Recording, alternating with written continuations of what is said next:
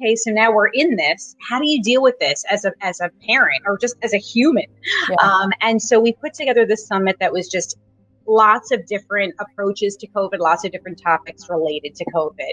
And just one other thing I'll note, and I'm sure we'll talk about this later, but the other things you were talking about, testing, workplace safety, we pivoted our business, and those are other service offerings not related to the summit.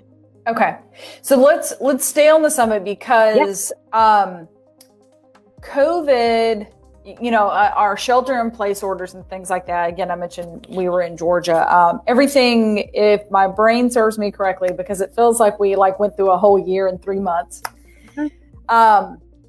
It started in March, right? March was really when everything started shutting down and we were having to shelter in place. And you did the summit in May. And that was a really short time span to kind of pull all these resources together, pull the topics together and say, okay, we need to get this information out there. So I'm curious as to how exactly you pulled that off, because we, as a marketing company, know it kind of takes some time. Like typically you have months to plan for this sort of thing, if not longer.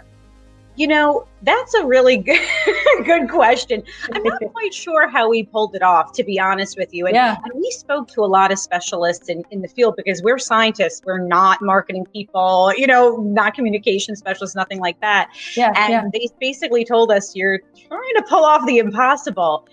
But I don't know. We did it. I think, I've sort of been living and breathing COVID. It's kind of like my third child right now. Fourth, not my husband.